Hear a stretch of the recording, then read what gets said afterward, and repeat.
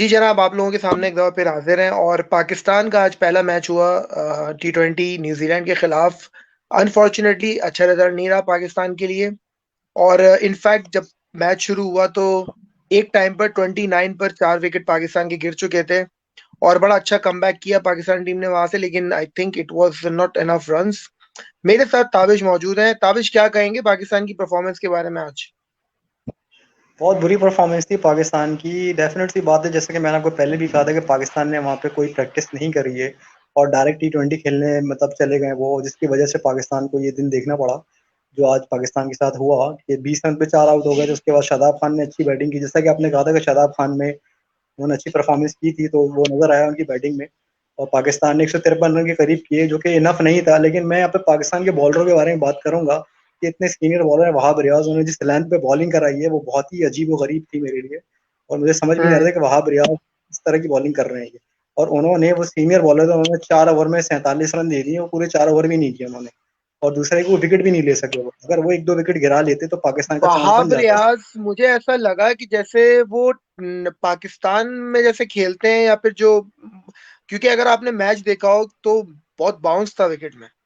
और इनफैक्ट हाँ जब पहले न्यूजीलैंड ने बॉलिंग करी तो उनको शायद उससे एडजस्ट कर लेना चाहिए था कि बाउंस जितना ज्यादा मिल रहा था तो शायद वहाब रियाज को मे बी पॉसिबल वो लोग शुरू में ले आते। क्योंकि देखो, अगर वहाब रियाज का लेट लाने का मकसद तो ये होता है कि वो रिवर्स करता है बॉल को, लेकिन यहाँ पे तो जिस तरह की सरफेस थी, कुछ लेकिन समझ यहाँ में नहीं आया पे वहाब रियाज की बॉलिंग। मुझे एक बात और समझ में आई, शादाब खान की कप्तानी, जब आप ये देख रहे हैं कि आप एक छोटे छोटे डिफेंड कर रहे हैं तो आपको अर्ली विकेट की जरूरत होती है। जहां पे आपने इमाद वसीम से एक ओवर करवाया, उन्होंने 6 रन दिए, आपने उनको पावर प्ले में पूरा ड्रॉप कर दिया।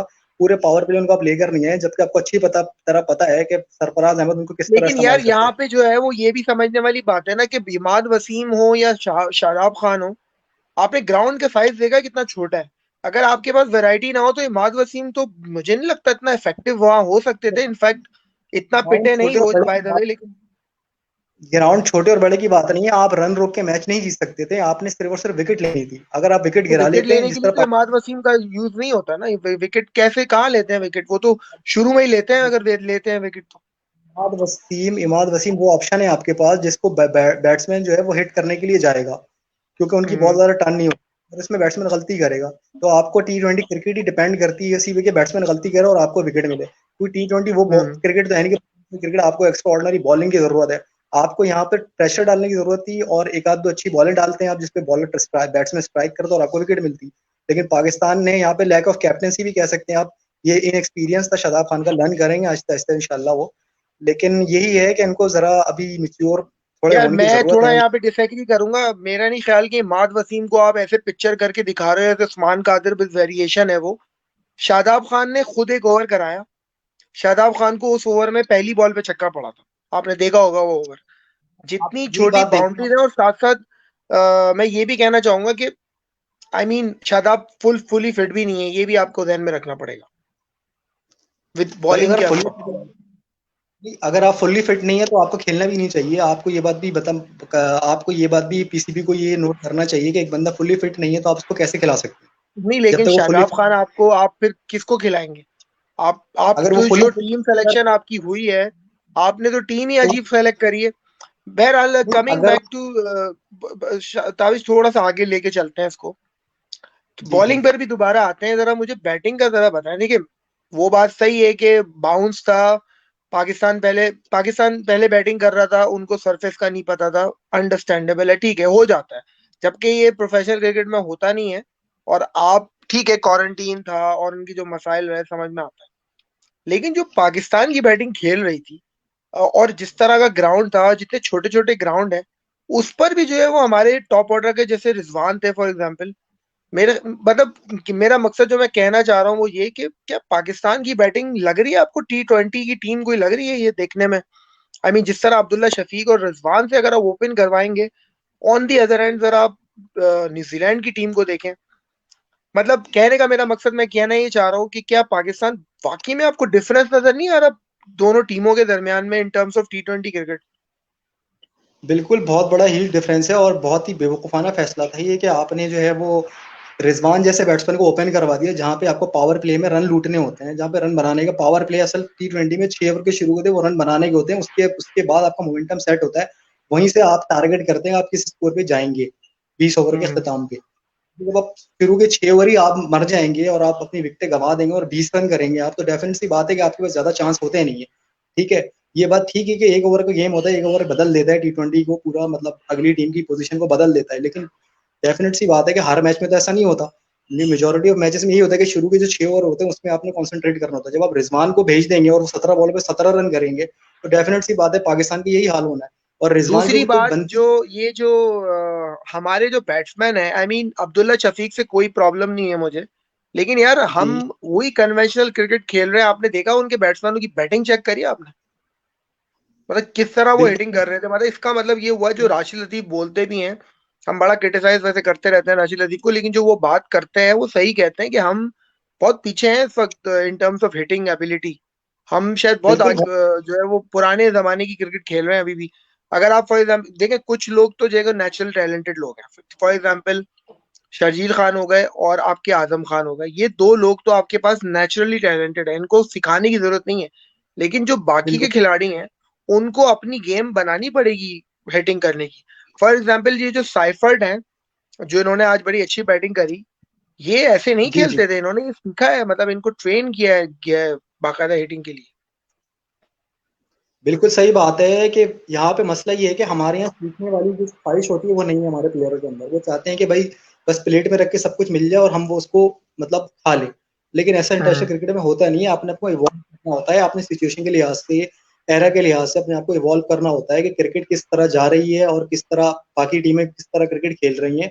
आपने उसको उस लिहाज से ढालना होता है। बाबर आजम पाकिस्तान का बहुत बड़ा नाम है, नो डाउट, इसमें कोई शक नहीं। बाबर आजम ने बहुत ज्यादा अचीवमेंट है उनकी, इतनी सी उम्र में बहुत अचीवमेंट हासिल कर ली है, 54 रन का एवरेज है।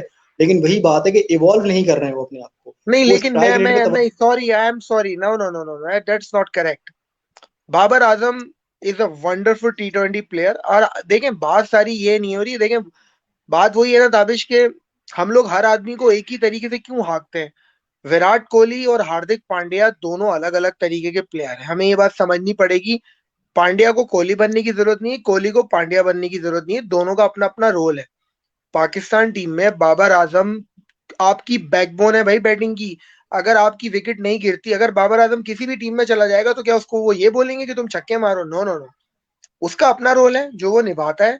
मसला सारा नहीं ये मैं है कि हमारे दूसरे राय खिलाड़ी आपकी क्यों नहीं सीख रहे इस बात को। उसने तो अपनी वो गेम बात ठीक इवॉल्व करी है। आप कितना स्ट्राइक नहीं रेट चाह रहे हो यार? 140 के स्ट्राइक रेट तो खेलता है वो। नहीं, आप गलत बात कर रहे हैं। 140 की स्ट्राइक रेट पे खेलना मसला नहीं है, आप 120 पे खेलें। लेकिन जहां पे हम्म। एक्सेलरेट करने की जरूरत है वहां पे एक्सेलरेट करें। आप 120 और 140 से फर्क नहीं पड़ रहा है यहाँ पर। अगर आप शुरू में हम्म। 20 रन भी बनाते हैं, हमें पता है कि बाबर आजम की कंसिस्टेंसी है, लेकिन बाबर आजम जब तक अपने पावर हिटिंग को नहीं बढ़ाएंगे, रन की स्पीड को नहीं बढ़ाएंगे, वो पावर प्ले के बाद जो है वो उनके जो भाई वो बैटिंग एवरेज स्पीड, है वो गिर। उनकी उनकी जो आप बात कर रहे हो ना, जो आप वो कह रहे हो कि स्पीड उसकी उनकी स्लो है, तो वो एंड में है ना। तो हम तो यहाँ इस वक्त बात कुछ और कर रहे हैं। बहरहाल जो बिल्कुल चले, बाबर आजम तो आपके एक ओनली जब प्लेयर है वो आपका, आप उसको भी अगर क्रिटिसाइज करोगे तो भाई बचा कौन फिर आपके पास?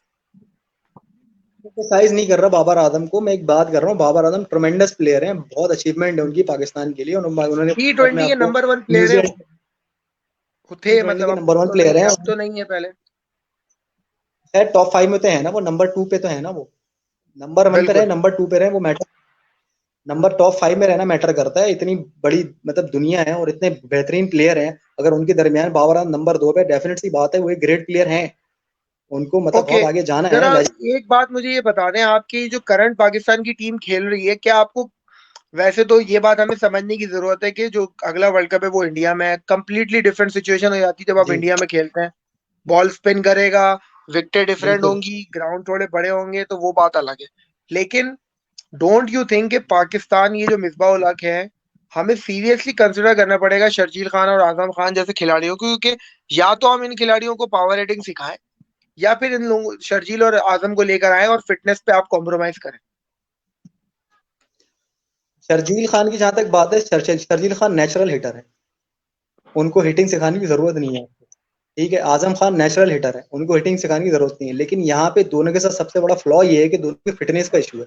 वो 40-50 रन करने के बाद थक जाते हैं, और जहाँ पे पाकिस्तान को जब वो हिटिंग कर लेते हैं ऊपर से और रन रेट पोजीशन में पाकिस्तान आ जाता है मैच जीतने के, वहां पर अगर ये स्ट्राइक रोटेट करें और क्रीज पे स्टे करें तो पाकिस्तान बासनी, लेकिन वो वहीं पे क्योंकि चूंकि वो रन नहीं बना सकते, चूंकि उनकी फिटनेस सही नहीं है, तो वो लाजमी वो बड़ी हिट मारने में जाते हैं और पाकिस्तान प्रॉब्लम में आ जाता है, जो कि आपको T20 वर्ल्ड कप 2016 में आपको नजर आया था अगेंस्ट न्यूजीलैंड। हमने जो 173 चेस करना था, तो हमें 6 ओवर में 66 रन का स्टार्ट मिल गया था, उसके बाद हम वो मैच हार गए। क्यों? क्योंकि शर्जील हम्म। खान स्टे नहीं कर विकेट पे फिटनेस की वजह से अपनी, वो लॉन्ग हिट बड़ी हिट सही लगाने के बात है, चक्कर में आउट ये हो भी गए। अच्छा पॉइंट है, ये अच्छा पॉइंट है कि हमें हमें ये हमें बीच में रहना पड़ेगा।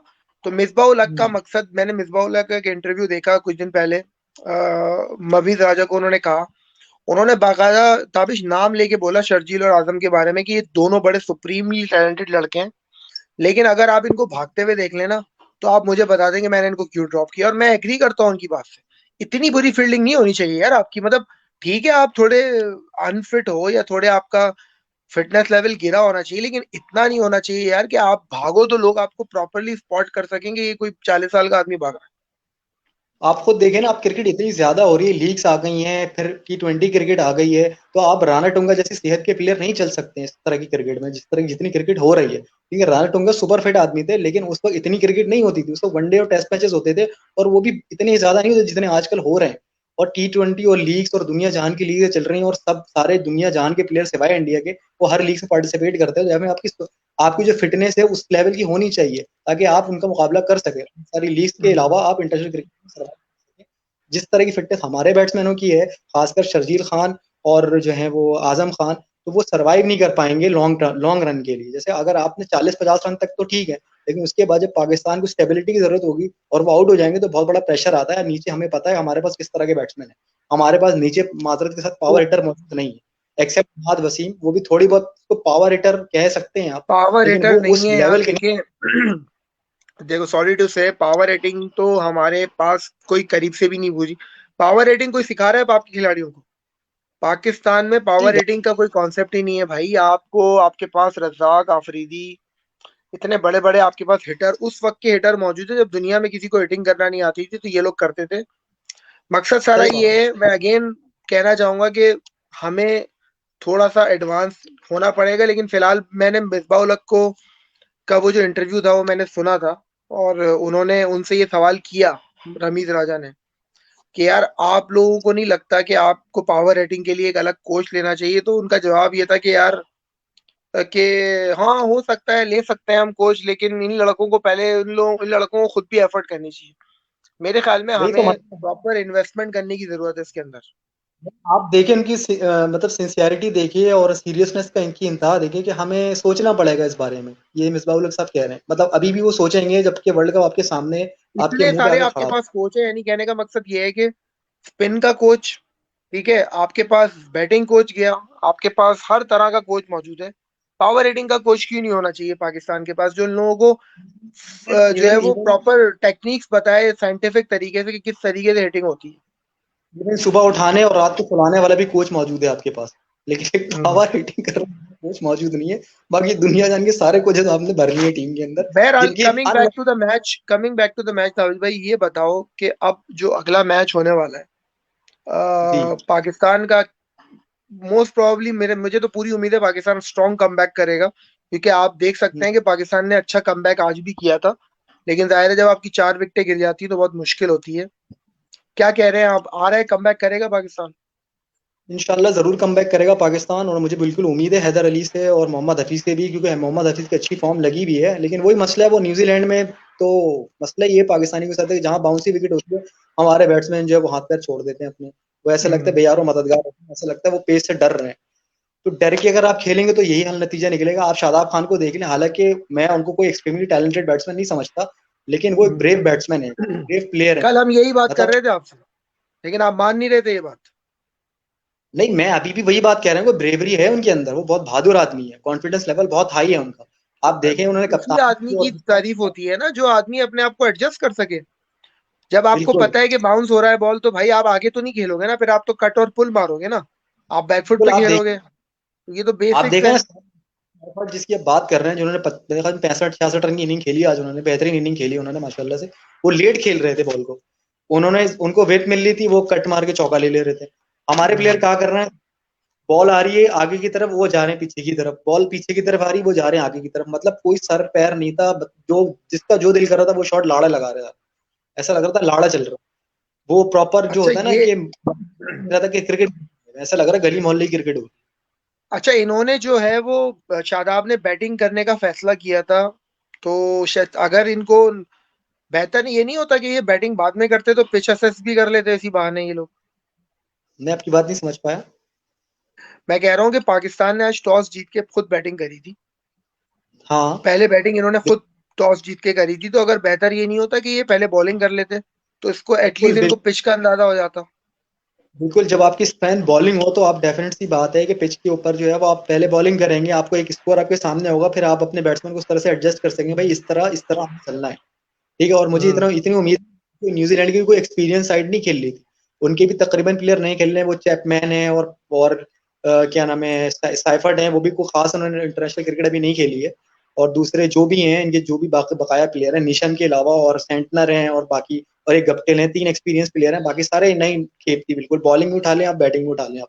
ठीक है, तो अगर आप इन पे प्रेशर डालते हैं और आपकी पूरी, ऐसा नहीं है कि आपकी मेजोरिटी जो है आपकी एक्सपीरियंस है, शादाब खान, इमाद वसीम, मोहम्मद हफीज, ये सारे एक्सपीरियंस प्लेयर हैं। ठीक है, वहाब रियाज हो गए, शाहिन शाह अफरीदी भी एक अरसे से इंटरनेशनल क्रिकेट के अंदर है। ठीक है, सिर्फ हारिस रऊफ है आपके पास, तो फहीम अशरफ भी उन्होंने अच्छी खासी क्रिकेट खेली, तो पाकिस्तान में एक्सपीरियंस साइड थी, पाकिस्तान को पहले अपनी जो है वो बॉलिंग को आजमाना चाहिए था, और एक एक टारगेट सामने होता, फिर पाकिस्तान उस तरह से बैटिंग करता, और पिच की अवेयरनेस भी होती है किस तरह की बॉल आ रही है और किस तरह का पिच बिहेव कर रहा है। तो ये बहुत बड़ा मतलब ठीक है। ये एक्सपीरियंस होता है कि आपने क्या फैसले करने हैं, लर्न करेंगे आहिस्ते आहिस्ते, वो जैसे जैसे चले टाइम जाएगा वो लर्न। ओके, मैच था अभी होपफुली पाकिस्तान। मेरे ख्याल में पाकिस्तान अच्छा कमबैक करेगा नेक्स्ट मैच में। और शादाब की कप्तानी की तारीफ करनी पड़ेगी, शादाब लुक कॉन्फिडेंट और बैटिंग भी अच्छी करी, और काफी मतलब नजर आता है शादाब के अंदर की वाकई में उनमें टैलेंट भी है और उनमें कुछ बात है, ये बात माननी पड़ेगी आपको। और होपफुली लेट्स होप के पाकिस्तान अच्छा कमबैक करे। कुछ आखिरी में उम्मीद कहना करते चाहेंगे हैं। आप? मैं बस यही कहना चाहूंगा कि पाकिस्तान अच्छा करे, पाकिस्तान बिल्कुल, मेरी दुआ है, मेरी ख्वाहिश भी यही है कि पाकिस्तान ये सीरीज जीते, और पाकिस्तान हम्म। इंडिया की क्रिकेट से भी कुछ सीखे, जिस तरह इंडिया ने परफॉर्म किया अगेंस्ट ऑस्ट्रेलिया, बहुत अच्छा अच्छी इंडिया, परफॉर्मेंस थी इंडिया की। आप इंडिया का मैच भी नहीं, देखते हैं? वो बात ठीक है, बिल्कुल बिल्कुल, क्यों नहीं देखते, हम भाई क्रिकेट को एज अ क्रिकेट इंडिया का देखते हैं, मैच क्यों हमें नहीं इससे देखेंगे? मतलब इंडिया नहीं। की जबरदस्त पोजीशन इस वक्त बन चुकी है मैच में। और बिल्कुल, बहुत अच्छा। दिल हमारा जाहिर है ऑस्ट्रेलिया के साथ है, लेकिन इस वक्त कहना पड़ेगा कि इंडिया के पास जो है वो ड्राइविंग पोजीशन है। मैच बड़ा अच्छा हो रहा है और वाकई बिल्कुल में है। इंडियन टीम बहुत अच्छी है, इसमें कोई शक की बात ही नहीं है। और ऑस्ट्रेलिया को बहुत जाकर बड़ी, ऑस्ट्रेलिया में टक्कर देना बड़ी बात है भाई। नहीं टक्कर क्या, वहां सीरीज ही हरा दी थी पिछली दफा, और वो इस दफा भी जिस तरह की ऑस्ट्रेलियन टीम बिहेव कर रही है अगेंस्ट इंडिया, और जिस तरह इंडियन की टीम बॉलिंग कर रही है, तो बहुत मतलब ऑस्ट्रेलिया बहुत अंडर प्रेशर नजर आ लेकिन रही है। मैं अभी भी ये बोलूंगा कि ऑस्ट्रेलिया को आप आउट नहीं समझे इस मैच के अंदर। नहीं, आउट तो खैर नहीं समझ सकते, क्योंकि 53 रन की लीड ली है उन्होंने, कोई खास हैवी हाँ, लीड नहीं ली इंडिया ने। लेकिन वही बात है कि जब चेस करने आप जाते हैं लेकिन सेकंड मसला इनिंग में, तो ये है जो प्रेशर। मैच में सीन है वो ये है कि भाई आप उन्होंने कर रही है आखिरी बैटिंग ऑस्ट्रेलिया ने। बिल्कुल ये, और यही बिल्कुल यही, प्रॉब्लम है सारा। अब अगर उन्होंने 200 रन भी बना दिए इंडिया ने, 200 या 250 भी, मतलब उसके लिए बहुत उनको मुश्किल हो जाएगा। 200 रन बनाने हैं, तो ऑस्ट्रेलिया के लिए बड़ा मुश्किल होगा। और साथ साथ जिस तरीके से उनके ओपनर्स उन्होंने जो खिलाए हैं, जो बर्न्स को तो उन्होंने खिला दिया आउट होने के लिए, ठीक है, और साथ में रहे वेड, वो तो उन्होंने तो जिंदगी में कभी ओपनिंग ही नहीं करी, फर्स्ट क्लास में भी नहीं करी। तो मतलब वो ऑस्ट्रेलियन ये समझ टीम रहे के कुछ डिसीजन समझ में नहीं आए वैसे वाकई में कि ये ऑस्ट्रेलिया ने डिसाइड क्या किया। अगर आपको खिलाना ही था तो भाई आप बजाय इसके किसी को मेक श्योर ओपनर बनाते, आप किसी यंगस्टर को खिला देते। बिल्कुल सही बात है, आप इससे बेहतर था मैथ्यू वेड, तो उन्होंने कभी जिंदगी में ओपन नहीं करी, आपने क्या T20 क्रिकेट समझ लिया था कि T20 में उन्होंने 70 रन कर दिए, तो यहाँ भी आके 70 रन कर देंगे ऊपर से, भाई ये बिल्कुल डिफरेंट फॉर्मेट है, डे एंड नाइट क्रिकेट है, फर्स्ट टाइम ओपन आप उनसे करवा रहे हो, वो भी नाइट में। और दूसरी बात ये कि इंडियन जो बॉलिंग अटैक है राइट नाउ, उनकी हिस्ट्री की बेहतरीन बॉलिंग अटैक है, उनके पास कभी भी इतने अच्छे बिल्कुल, इसमें तो कोई फास्ट शक ही बॉलर, नहीं है यार। ठीक है ना, उनके पास पहले हुआ करते जवेगल श्रीनाथ टाइप के बॉलर, और वो प्रसाद टाइप के बॉलर, अब उनको एक खेप मिली है, अब उनके खिलाफ आपने मैथ्यू वेड को उतार दिया, मतलब हॉरेबल डिसीजन था। मुझे लग नहीं रहा था ये ऑस्ट्रेलियन टीम का डिसीजन होगा, मुझे लग रहा है कि कीनिया की टीम ने डिसीजन ले लिया है कि जो हाँ भाई तुम्हें ओपनर जाना तुम चले जाओ, तुम्हें जाना तुम चले जाओ। जैसे हम गली मोहल्ले में क्रिकेट खेलते हैं उस तरह की बैटिंग लाइनअप आज उन्होंने उतारी। और डेफिनेट सी बात है स्टीवन स्मिथ के ऊपर इमेंस प्रेशर आएगा, लाजमी सी बात है, वो कोई खुदा तो नहीं है नाउजुबिल्ला के हर मैच में परफॉर्म करके जाएंगे, ऊपर से 3 विकेट के गिरा लोगे तो डेफिनेट सी बात है कि उस पर भी प्रेशर आ, और वो प्रेशर के नतीजे में उनको अपनी विकेट गंवानी पड़ गई। यहाँ पे मैं तारीफ करना चाहूंगा मार्क शैन, वो बहुत बड़ा फ्यूचर स्टार मुझे नजर आ रहा है, और बहुत मुझे बड़ा पता है आप मतलब लबुशेन को बहुत हाईली रेट करते हैं और वो डिजर्व करते हैं। 65 का उनका टेस्ट का एवरेज है इस वक्त। और 63 का है, कितना? 63 का है। 63 का है उनका एवरेज है। और वाकई में इमेंस टैलेंट है उनमें। और देखते हैं। देखिए हमारे तो दिल जाहिर है ऑस्ट्रेलिया के साथ है, पूरी दुआएं हमारी ऑस्ट्रेलिया के साथ है। बिल्कुल इंशाल्लाह ऑस्ट्रेलिया कमबैक करेगा। इंडिया हमेशा जो है वो फॉल्टर करता है। हो सकता है ये बिल्कुल टेस्ट मैच वो वाकई में जीत ही जाए, लेकिन हमारी दिल तो जाहिर है इंडिया ऑस्ट्रेलिया के साथ है। ताबिश भाई हाँ इंशाल्लाह अगर नेक्स्ट मैच की हम करेंगे, पोस्ट मैच इंशाल्लाह ताला आपके साथ दोबारा मुलाकात होगी। अल्लाह हाफिज। चले, हाफिज।